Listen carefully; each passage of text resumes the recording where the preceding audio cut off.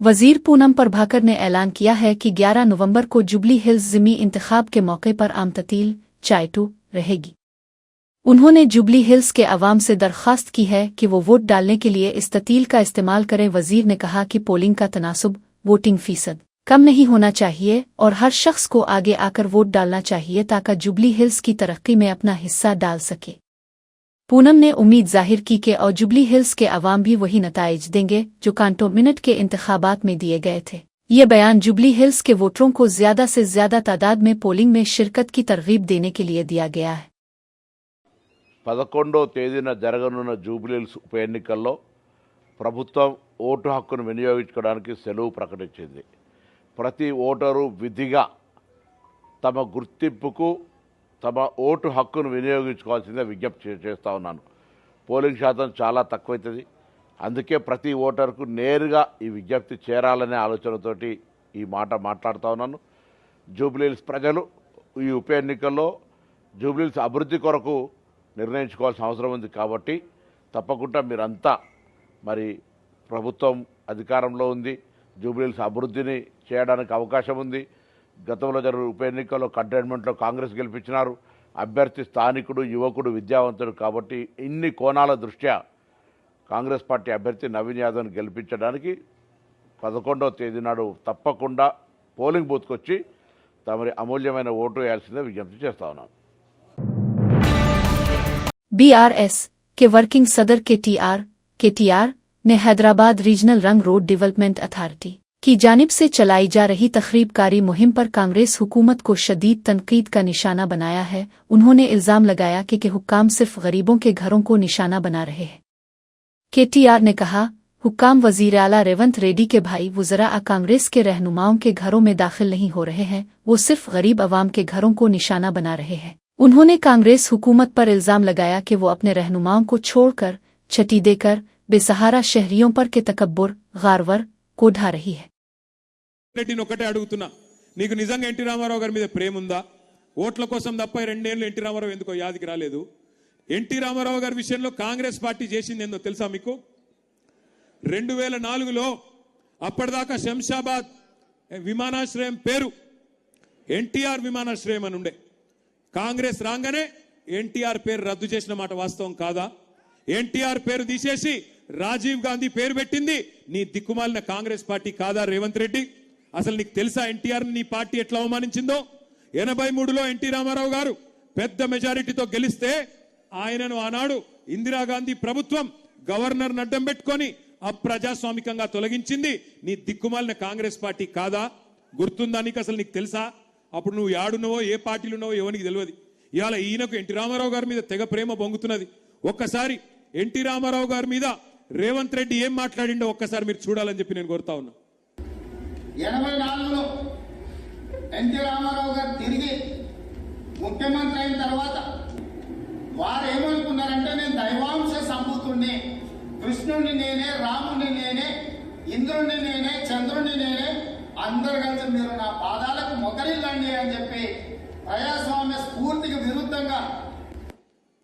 అర్థమైందా అసలు కథ?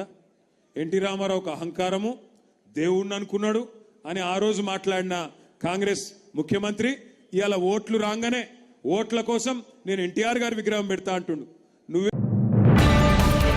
साबिक वजीर और MLA हरीश राव ने वजीर आला रेवंत रेड्डी पर सख्त जुबान इस्तेमाल करने पर शदीद तनकीद की है।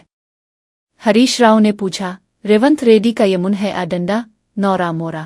हरीश राव ने पुराने वाकयात को याद दिलाते हुए कहा कि 2004 से 2014 के दरमियान जब रेवंत रेड्डी TDP में थे तो उन्होंने राजशेखर रेड्डी की मौत पर कहा था कि वो पवाराल गाटुआ मखसूस जगह में कबूतर बन गए हैं। उन्होंने सवाल किया कि अगर इस वक्त की हुक्मरानी अच्छी थी तो रेवंत रेड्डी ने YSR पर तुंदो तेज तबसरे क्यों किए?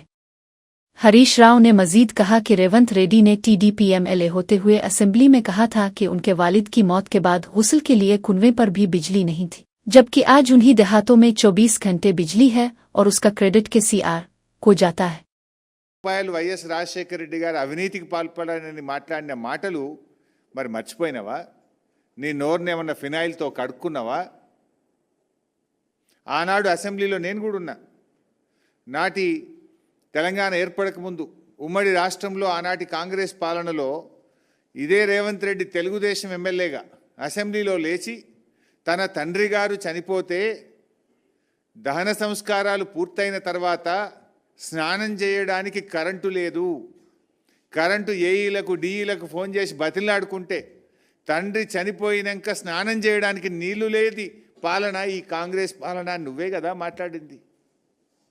ఈరోజు పోయి నీ ఊళ్ళో అడుగు, ఆ బాయిల కాడ ఆ బోర్ల కాడ 24 గంటల కరెంట్ ఇచ్చింది ఎవడు? కేసీఆర్ ఇచ్చిండు. నాడు నీ ప్రభుత్వంలో నాడు కాంగ్రెస్ పాలనలో 6 గంటల కరెంట్ రాలే, పొద్దుందాకా 3 గంటలు, పొద్దుకి 3 గంటల కరెంటు నాటి కిరణ్ కుమార్ రెడ్డి గారి పాలనలో. ఈరోజు ఆ పాలనను నువ్వు క్లెయిమ్ చేసుకుంటున్నావు.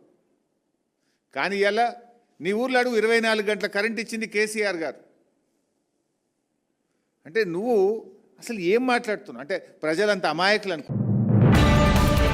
साबिक एमएलए बिल्का समन ने मरकजी वजीर बंडी संजय पर संगीन इल्जाम लगाया है। उनका कहना है कि वो तेलंगाना में और रेवंत रेड्डी के मुआविन वजीर असिस्टेंट मिनिस्टर के तौर पर काम कर रहे हैं। बिल्का समन ने दावा किया कि बीजेपी के वज़राए आला सीएमएस को भी मोदी से मुलाकात का वक्त अपॉइंटमेंट नहीं मिलता, जबकि रेवंत रेड्डी को आसानी से मिल जाता है। उन्होंने ये भी इल्जाम लगाया कि वजीर आला ने बीजेपी के एक एमपी को हजारों करोड़ रुपए के ठेके कॉन्ट्रैक्ट दिए हैं। समन ने कहा कि तिरुपति रेड्डी और कोंडल रेड्डी से भी ज्यादा बीजेपी के एमपी रेवंत रेड्डी की हिफाजत कर रहे हैं और यहां रेवंत रेड्डी के लिए काम कर रहे हैं। उनके इस बयान ने तेलंगाना की सियासत में नई बहस छेड़ दी है। హోంశాఖ సహాయ మంత్రి బండి సంజయ్ తెలంగాణ ఇక్కడికి వచ్చేసరికి రేవంత్ రెడ్డి సహాయ మంత్రి. ఇక్కడ కొంతమంది ఎంపీలు ఉన్నారు, మెంబర్ ఆఫ్ పార్లమెంట్ ఎంపీ అంటే, కానీ మెంబర్ ఆఫ్ పార్లమెంట్ కన్నా కూడా మెంబర్ ఆఫ్ రేవంత్ రెడ్డి అయిపోయారు వాళ్ళు. కొంతమంది బీజేపీ 3-4 ఎంపీలు రేవంత్ రెడ్డి మీద ఈగ వాళ్ళనియరు, సీమ చిటుకుమననియరు. రేవంత్ రెడ్డిని ఎట్లా కాపాడతారంటే వాళ్ళ సొంత బ్రదర్స్ కొండల రెడ్డి, తిరుపతి రెడ్డి కన్నా ఎక్కువ ఈ బీజేపీ ఎంపీలు, ఈ బీజేపీ కేంద్ర హోంశాఖ సహాయ మంత్రి వీళ్ళే కాపాడతారు. ఈగ వాళ్ళనియరు, చీమ చిటుకుమననియరు. రేవంత్ రెడ్డికే నాపద వస్తుందంటే ఇట్లా షీల్డ్ లాగా సొంత అన్నదమ్ములు కొండల రెడ్డి, తిరుపతి రెడ్డి కన్నా ఎక్కువ బీజేపీ ఎంపీలు, బీజేపీ మంత్రులు వస్తున్నారు. సో దాన్ని బట్టి వాళ్ళే బ్రదర్సు. ఇప్పుడు మేము అనడం కాదు కదా, రేవంత్ రెడ్డి ఏమన్నాడు, బడే బాయ్ అన్నాడు. నిన్న కూడా ప్రెస్ మీట్లో బడే బాయ్ అంటే తప్పేంది అన్నాడు. ఇప్పుడు బీజేపీది కాంగ్రెస్ది ఈ రాష్ట్రంలో ఫెవికాల్ బంధం, రామ్కో సిమెంట్ కన్నా చాలా దృఢమైన బంధం రేవంత్ రెడ్డి, కిషన్ రెడ్డి.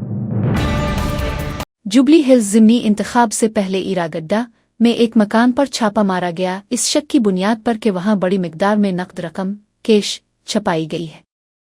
आज हफ्ता 8 नवंबर को प्रेमनगर कॉलोनी में ये कार्रवाई की गई। छापे के दौरान भारत राष्ट्र समिति के एमएलए प्ला राजेश्वर रेड्डी अपने हामियों के साथ मौके पर पहुंच गए। रेड्डी ने सख्त मुतालबा किया कि मीडिया को अंदर जाने और छापे की कार्रवाई को कोर करने की इजाज़त दी जाए। उन्होंने जोर दिया कि जुम्मा को जब साबिक एमएलए मुरु जनार्दन रेड्डी और एमएलसी रविंदर राव के घरों पर छापे मारे गए थे तो मीडिया को अंदर भेजा गया था। इस छापे के बारे में मजीद तफसीलात का इंतजार है।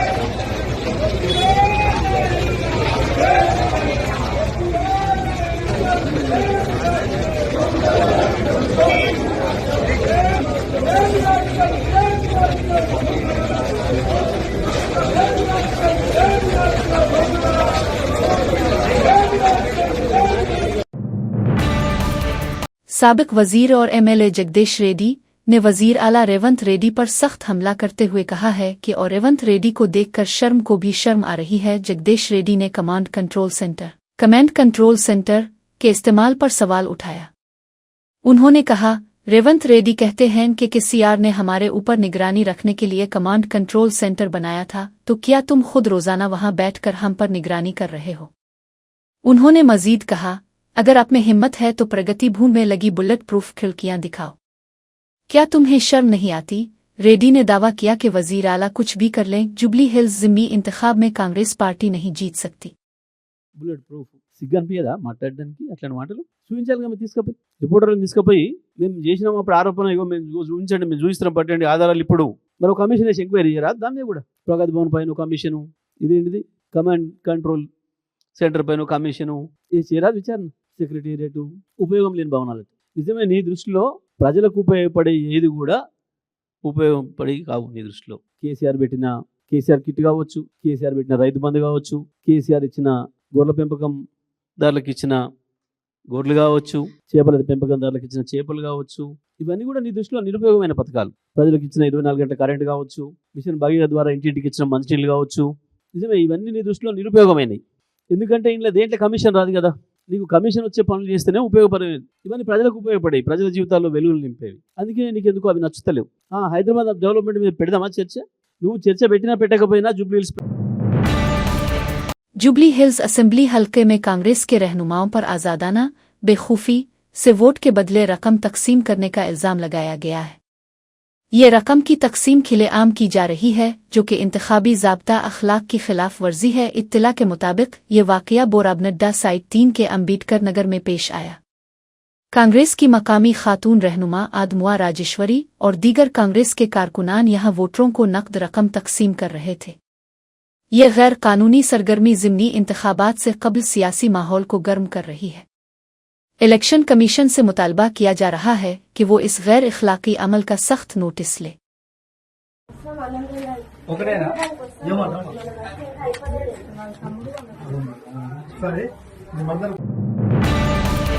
जागृति की सदर किलो ओकिंतला कविता ने वजीर आला रेवंत रेड्डी के कॉलेज इंतजामिया से मुताल्लिक बयान पर शदीद बिरहमी का इजहार किया है। उन्होंने वजीर आला को बरा रास्त मुखातिब करते हुए पूछा, क्या आप कॉलेज इंतजामिया की खाल और चमड़ी उतार देंगे? तेतिया तोलाउत सितारा। कविता ने कहा कि जो लोग तेलंगाना के तलबा के लिए खड़े हैं, क्या उनके खिलाफ ये बदमाशी वीरांगा? उनके मुताबिक वदा हुकूमत ने तोड़ा है, इसलिए कॉलेज इंतजामिया ने हड़ताल की है। उन्होंने कहा कि वजीर आला गिल्ली के बदमाशों विधि राउडलाओ को भी शर्म आए ऐसी जुबान इस्तेमाल कर रहे हैं। कविता ने वाज़े किया कि वो तेलंगाना के तलबा के लिए आवाज़ उठाने वाले कॉलेज इंतजामिया की हिमायत में जंग लड़ेंगी। पुरातां మనకు ఆనాడు ఆంధ్రలో వివక్ష ఉన్నప్పుడు ఆంధ్ర ప్రభుత్వాలు ఇక్కడ ప్రభుత్వ కళాశాలలు పెట్టినప్పుడు ఇక్కడి తెలంగాణ బిడ్డలు చిన్న చిన్న గ్రూపులుగా ఏర్పడి లోన్లు తెచ్చుకొని కష్టపడి డిగ్రీ కాలేజీలు పెట్టి ఇంజనీరింగ్ కాలేజీలు పెట్టి జూనియర్ కాలేజీలు పెట్టి మన తెలంగాణ బిడ్డలను చదివించినందుకు మీరు తోలు తీస్తారా? వాళ్ళది ఎందుకోసం తీస్తారు? మీరు మాట తప్పినందుకు కదా ఇవాళ వాళ్ళు కాలేజీలు బంద్ పెట్టింది. మీరు ఇస్తామని చెప్పి ఇవ్వకపోతే కదా ఇవాళ వాళ్ళు కాలేజీలు బంద్ పెట్టింది. కాలేజీ యాజమాన్యులకు మేము కూడా అప్పీల్ చేసినాం, మీరు సింబాలిక్ గా 1-2 డేస్ బంద్ చేయండి, పిల్లల చదువులు ఎఫెక్ట్ పడకుండా చేయండి, మీ తరఫున కొట్లాడతామని మేము కూడా అప్పీల్ చేసినాం.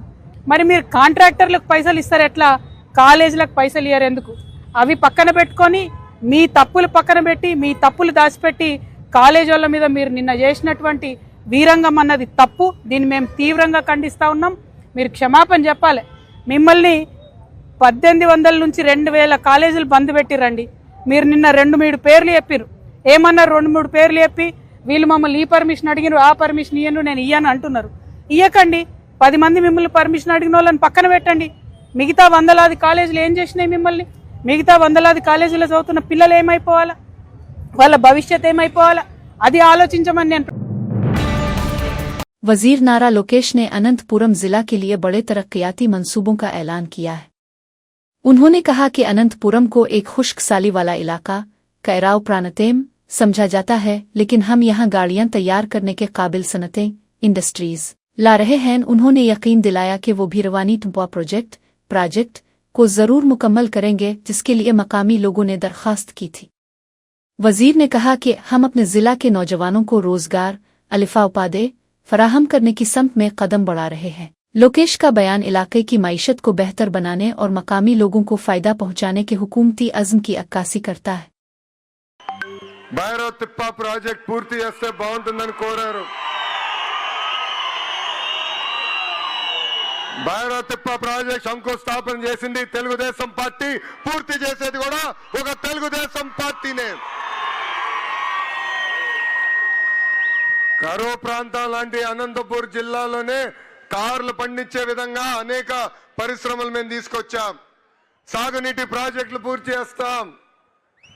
మన జిల్లాలో నిరుద్యోగ యువకులకి పెద్ద ఎత్తున ఉద్యోగాలు కల్పించే లక్ష్యంతో ఈ రోజు పరిశ్రమలు మేము తీసుకొస్తున్నాం. తప్పనిసరిగా ఈ సాగునీటి ప్రాజెక్టు పూర్తి చేస్తాం. హార్టికల్చర్ పెద్ద ఎత్తున పూర్తి చేస్తాం. ఆంధ్ర రాష్ట్రంలో తలసరి ఆదాయంలో మన జిల్లా ఇప్పుడు 5వ స్థానంలో ఉంది. అందరం కష్టపడితే రాబోయే 3.5 సంవత్సరాల్లో 3వ స్థానాన్ని కూడా తీసుకెళ్లే. वजीर आला रेवंत रेड्डी के हालिया बयानात पर एक मुस्लिम इमाम ने शदीद गुस्सा का इजहार करते हुए सख्त रद्द अमल दिया है। इमाम ने वजीर आला को मुखातिब करते हुए कहा कि और रेवंत रेड्डी बेवकूफ़ है, कांग्रेस पार्टी मुसलमानों की वजह से ही मौजूद है। इमाम ने वाजे किया कि तुम्हारी कांग्रेस पार्टी मुसलमानों के वोटों की बुनियाद पानाडी पर खड़ी है। अगर तुम में हिम्मत दिमूव है तो कल इलेक्शन करा लो, वजीर आला की कुर्सी तुम्हारे लिए ख्वाब कैल बनकर रह जाएगी। उन्होंने इल्जाम लगाया कि और रेवंत रेड्डी का तकब्बुर बेलापाव सर चल गया है, इसलिए वो ऐसी बातें कर रहे हैं। उन्होंने जोर देकर कहा कि मुसलमान इज्जत के साथ जीते हैं और इज्जत की खातिर मरने के लिए भी तैयार रहते हैं। तेलंगाना गवर्नमेंट का नया रूप आया सामने। वो हमारा चीफ मिनिस्टर 2 दिन पहले ये बोल दिया था कि कांग्रेस है तो मुसलमान है, और बेवकूफ को यही नहीं मालूम कि मुसलमान है तो तेरी कांग्रेस है। और आज पूरे मुल्क के अंदर तेरी कांग्रेस का वजूद हम मुसलमानों के वोटों की बुनियाद पर है।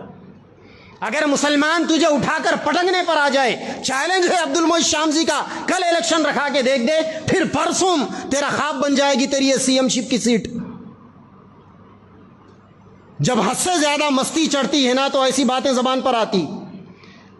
लोग तो ये समझ रहे थे, सारा मुल्क ये समझ रहा था कि तेलंगाना में सेकुलर गवर्नमेंट, और ये सेकुलर गवर्नमेंट हमारे बच्चों से शिरकिया नज़में पढ़वाना चाहती। लानत है इसी सेकुलर गवर्नमेंट के ऊपर।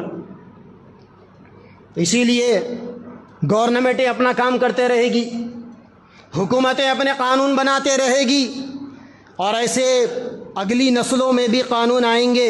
मगर याद रखना, अपना ईमान पक्का रखो और अपने बच्चों का ईमान पक्का करो। बच्चों के अंदर यह हौसला पैदा कराओ कि दुनिया में जीना है अपनी इस्लामी शनाख्त के साथ जिएंगे। इज्जत से जिए तो जी लेंगे या जाम शहादत पी लेंगे, कोई फर्क नहीं पड़ने वाला। आज मरेंगे तो भी मरना है, 100 साल के बाद मरेंगे तो भी मरना है। यहां रहकर करना क्या है? यहां पर जाएंगे तो इंशाअल्लाह अशहदु। आंध्र प्रदेश के अनंतपुर में एक ऑटो ड्राइवर की ईमानदारी पर पुलिस ने इसे बड़ा इनाम देकर सराहा है। ऑटो ड्राइवर ने एक गुमशुदा सूटकेस उसके मालिक को वापस कर दिया, जिसमें 12 तोला सोना, 12 तोले सोने के जेवरात मौजूद थे। सूटकेस में कीमती जेवरात होने के बावजूद ड्राइवर ने बेलोस ईमानदारी से पुलिस से राब्ता किया। पुलिस ने तहकीकात के बाद सूटकेस असल मालिक के हवाले कर दिया। पुलिस हुक्काम ने ऑटो ड्राइवर के इस अच्छे अमल की तारीफ की और इसे मिसाली शहरी रोल मॉडल करार देते हुए नकद इनाम देकर इज्जत अफजाई की। तेलंगाना के खम जिला में एक और आरटीसी बस को हादसा पेश आया है। वीमसावर मंडल के मेरुला पाडाव के करीब एक डंपर ट्रक ने एक आरटीसी बस को टक्कर मार दी। इस हादसे के नतीजे में बस में सवार 2 मुसाफिरों को हल्की चोटें, मामूली जख्म आए। फौरी तौर पर मकामी पुलिस मौके पर पहुंची और जख्मियों को तिब्बी इमदाद फराहम की। पुलिस ने मामला दर्ज कर लिया है और हादसे की तहकीकात शुरू कर दी गई है ताकि टेम्पो ड्राइवर की गफलत लापरवाही की वजह मालूम की जा सके। हैदराबाद शहर में एक और खौफनाक कत्ल, दहशतनाक हत्या का वाकया पेश आया है। दंडीगल पुलिस स्टेशन की हुदूद में वाक़ ग्रीन हिल्स कॉलोनी में सवाथी 21 नामी एक खातून को बेदर्दी से कत्ल कर दिया गया। नामालूम हमला आवरों दानडगालाओं ने तेज चाकू चायरी से सवाथी का गला घूंद कर इसे हलाक कर दिया। मकामी लोगों की इत्तला पर पुलिस जाए वकुआ पर पहुंची, मामला दर्ज किया और तफ्तीश शुरू कर दी है। ये संगीन जुर्म इलाके में शदीद खौफ व हरास का बाइस बन गया है और पुलिस मुल्जिमान की गिरफ्तारी के लिए कार्रवाई कर रही है। कंटोनमेंट असेंबली हलके में वजीर आला रेवंत रेड्डी के खिलाफ पोस्टर लगाए गए हैं जिनमें उन पर झूठ बोलने का इल्जाम लगाया गया है। रेवंत रेड्डी ने जिस जगह पर स्पोर्ट्स कम्प्लेक्स खेलों का मरकज बनाने का दावा किया था वहां आज भी जानवर पेशा बुलाओ घास चर रहे हैं। पोस्टरों में कहा गया है कि वजीर आला रेवंत रेड्डी झूठ बोल रहे हैं कि उन्होंने 23 करोड़ रुपए 23 करोड़ की लागत से स्पोर्ट्स कम्प्लेक्स बनाया है, जबकि वहां कोई तामीराती काम नजर नहीं आता। मजीद उन्होंने ये भी कहा कि वहां बुनियादी पत्थर शीला पेलकेम तक नहीं लगाया गया है। ये पोस्टर वजीर आला के इंतखाबी वादों पर सवाल उठा रहे हैं और सियासी माहौल को गर्म कर रहे हैं। तिरुपति जिला में अमर राजा कंपनी की एक बस हादसे का शिकार हो गई। ये बस नगरी से कंपनी की फैक्ट्री में मुलाजमीन अलिफादो गालाओ को ले जा रही थी कि पुरानी रीनी गंटा के करीब एक कार से टकरा गई। इस हादसे में बस की साथ में चल रही एक टीवीएस मोटरसाइकिल को भी टक्कर लगी, जिससे इसका ड्राइवर, जो कि कपड़े का ताजिर है, शदीद जख्मी हो गया और उसकी टांग टूट गई। टक्कर इतनी जोरदार थी कि कार मुकम्मल तौर पर तबाह देअवेनस हो गई। पुलिस ने मौके पर पहुंचकर मामला दर्ज कर लिया है और तफ्तीश जारी है।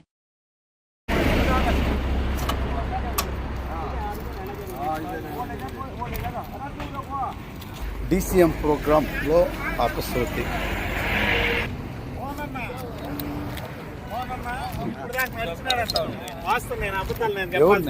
అతనే నడిచినాడు పెద్ద అతను దీని కుట్టుకున్నాడు కూడా దీని వచ్చి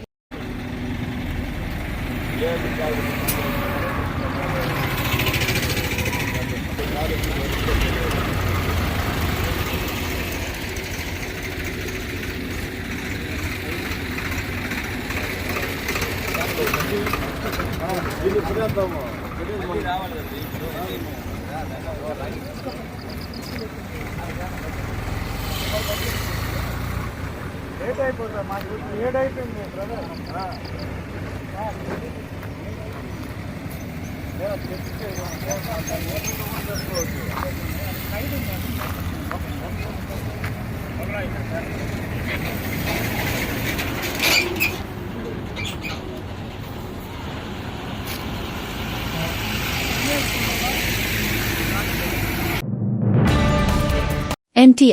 एनटीआर जिला के टिकुला पड़ाव गांव में एक अजीब और गरीब ऊनता घटना वाकया पेश आया है, जिसने सबको हैरत में डाल दिया है। एक किसान के लगाए हुए मिर्चों के खेत में 2 पौधों पर एक साथ बैंगन और टमाटर के फल भी लग गए हैं। इस मुनफरिद वाकया को देखकर कुछ लोग इसे खुदा का मोजज़ा देवाडा इद्बयातेम करार दे रहे हैं, जबकि कुछ का मानना है कि इसके पीछे कोई साइंसी वजह शास्त्रीय कारण है। इस हैरान कुन मामले की तफ्तीश ऊंचारण मकामी ज़राअत के हुक्काम एग्रीकल्चर अफसरान ने शुरू कर दी है, ताकि इस नायाब नबाताती तब्दीली की वजह जानी जा सके।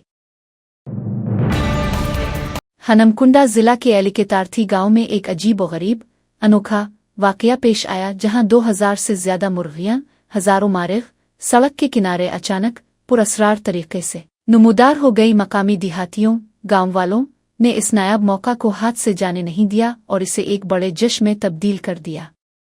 लोगों ने मुर्गियों को पकड़कर हफ्ते के दिन को एक अजीम कोरी कारुआ त्यौहार में बदल दिया। इस गैर मुतवक्के वाकया की वजह से इलाके में जोश व खुरूश का माहौल पैदा हो गया और पूरा गांव एक गैर मामूली दावत में मशगूल हो गया। हैदराबाद हवाई अड्डे पर 193 मुसाफिरों को शदीद परेशानी का सामना करना पड़ा है, जो वियतनाम जाने वाले थे। फ्लाइट में तकनीकी खराबी टेक्निकल आशाव की वजह से मुसाफिर फंस गए। हैदराबाद से हनोई जाने वाली ये परवाज़ असल में जुम्मा की रात 11:55 पर रवाना होनी थी। जब वियतनाम एयरलाइंस के हुक्काम ने परवाज़ के रवानगी के वक्त का कोई मुनासिब जवाब नहीं दिया तो मुसाफिर गुस्से में आ गए और बहस शुरू कर दी। मुसाफिरों ने मुतबादिल इंतजामात न करने पर एयरलाइन के अमले से शदीद नाराज़गी का इजहार किया। चूंकि आज हफ्ता और इतवार वीकेंड है, हवाई अड्डे पर पहले ही मुसाफिरों का शदीद रश बहुत भीड़ है। समझ में आ गया है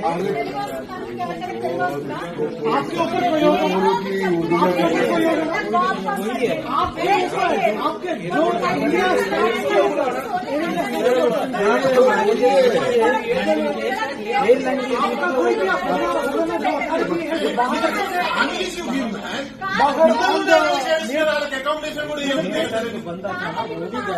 उसको बोलो, उसको निकाल के यहाँ पे लेके आने के लिए, क्योंकि यहाँ पे एक 160 वेटिंग पर उसको बोलो लेके आने के लिए बोलो अजय को। మూడు అన్నారు, నాలుగు అన్నారు, మళ్ళీ ఒకటేసారి ఆరు అన్నారు. ఆరు తర్వాత వచ్చి 6:30 వచ్చి అడుగుతున్నా మీరే చెప్తున్నారు. ఇప్పుడు మళ్ళీ 8 అంటారు. 8 వచ్చి అడిగితే మళ్ళీ 9 అంటారా? ब्लैंकेट भी पूरा चेकिंग में है ना भाई। కాదు మేము ఉండడానికి కనీసం అరేంజ్మెంట్స్ ఉన్నాయా? तो ब्लैंकेट भी नहीं दे। చిన్న పిల్లాడు 1 ఇయర్ బాబు చలికి వణికిపోతున్నాడు అక్కడ. మొత్తం లగేజ్ అంతా అక్కడ పడేసి వచ్చాం మేము. అక్కడ ఇచ్చేసి వచ్చాం చెక్కిల్లో.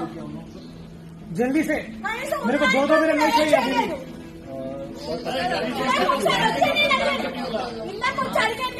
అడిగే చిన్న పిల్లాడండి, ఆ బాబుకి ఫీవర్ వచ్చింది, పడుకోవడానికి కూడా లేదు, ఈ లైటింగ్ పడుకోవట్లేదు, మీరు కనీసం ఆ బాబుకి పడుకోవడానికి అరేంజ్ చేయండి, ఫ్లైట్ కోసం అడగట్లేదు నేనని చెప్పి వచ్చి అడిగాను. అప్పుడు లేదు. ఇప్పుడు నా హస్బెండ్ కి వణుకు వచ్చింది, ఫీవర్ వచ్చేసింది, కప్పడానికి లేదు, ఏమీ లేదు, ఏం చేయాలి? కనీసం హాట్ వాటర్ కూడా దొరకట్లేదు ఇక్కడ, కొనుక్కోవాల్సి వస్తుంది ప్రతిదీ. ఇప్పుడు నాకు నా హస్బెండ్ కి తీసుకురావాలి, నా పిల్లలతో కలిసి తీసుకొచ్చి ఇద్దరిద్దరే వస్తారు, కప్పు వాళ్ళు ఏం చేస్తారు? तमिलनाडु के सीलेम जिला के एतेवर से ताल्लुक रखने वाली वेलुमाउल 85 की आखिरी रसूमात उनतिया करमालाओ उनकी आखिरी ख्वाहिश के मुताबिक शादी की तकरीब वेडिंग सेरेमनी की तरह मुनक्किद की गई। यह गैर मामूली रिवाज इसलिए अपनाया गया ताकि उनकी आखिरी ख्वाहिश पूरी की जा सके। इस मौके पर 10 किलोग्राम का केक काटा गया और खूब आतिशबाजी बानासुंचा चलाई गई। उनके पोते पोतियों ने मिलकर डांस नाच करते हुए और शादी का माहौल बनाकर आखिरी सफर उनतुम यात्रा निकाला। इस मुनफरिद तरीके से रुखसत करने पर इलाके में यह वाकया बहस का मौजू बना हुआ है। பாட்டியின் கடைசி ஆசையை நிறைவேற்ற அவரது பேரன் பேத்திகள் ஏற்பாடு செய்த இறுதி ஊர்வலத்தில்தான் இந்த குத்தாட்டம்.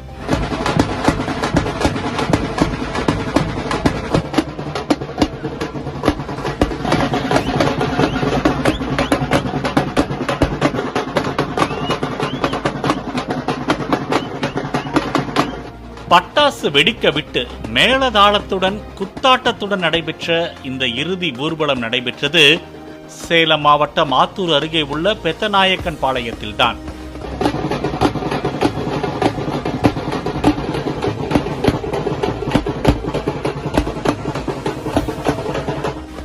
பெத்தநாயக்கன் பாளையம் தண்ணீர் பந்தல் பகுதியை சேர்ந்த ராமன் என்பவரின் மனைவி 95 வயது வெள்ளையம்மாள். தம்பதியருக்கு 6 மகன்களும் ஒரு மகளும் உள்ள நிலையில் உடல்நலக்குறைவு. कांग्रेस की जनरल सेक्रेटरी और रुकन पार्लियामेंट प्रियंका गांधी ने बिहार के बरारी में एक अवामी रैली से खिताब करते हुए मुल्क की तामीर में बिहार के अजीम ताउन को उजागर किया है। उन्होंने बिहार के अवाम से अपनी ताकत शक्ति को पहचानने की अपील की। प्रियंका गांधी ने कहा कि अब मुल्क में गुगाजमन तहजीब की बुनियाद अब के ही बुजुर्गों ने डाली थी, यहाँ के बुजुर्ग ही उसके बानी थे। उन्होंने मजीद रोशनी डालते हुए कहा कि यहाँ के किसानों ने एक ऐसी तहरीक आंदोलन शुरू की थी कि महात्मा गांधी हजारों मील दूर से यहाँ आए और तहरीक उनसे पेरिशन लेकर सत्याग्रह शुरू किया। उनके इस बयान का मकसद बिहार की तारीखी अहमियत को उजागर करना और लोगों को अपने वर्षे पर फख्र महसूस कराना था कि जो आपकी अपनी ताकत है, अपनी शक्ति है, जो इस देश के इतिहास में, इस देश की नींव डालने में आपकी भागीदारी रही है, उसको आप अच्छी तरह से पहचाने। आप पहचाने कि ये जो बिहार की धरती है, इसी धरती ने इस देश को बनाया है।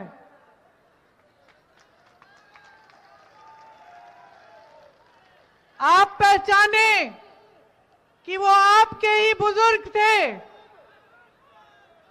जिन्होंने इस देश की गंगा जमुनी संस्कृति की नींव डाली।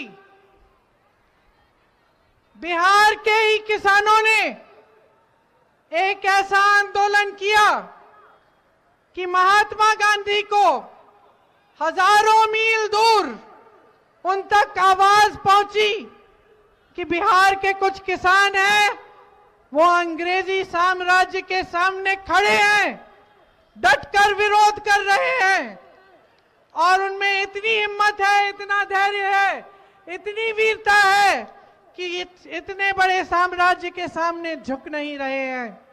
तभी महात्मा गांधी बिहार आए, बिहार में चंपारण गए और उन्होंने उन्हीं किसानों से, आपके पूर्वजों से प्रेरणा लेकर सत्याग्रह शुरू किया, इस देश की आजादी की लड़ाई शुरू की। तो जब आप देश भर में पलायन करके यहां से जाते हैं, बड़े बड़े शहरों में जाते हैं और छोटी छोटी नौकरियां मजदूरी करते हैं, जब भी कोई आपसे पूछता है कि आप किस प्रदेश से हो,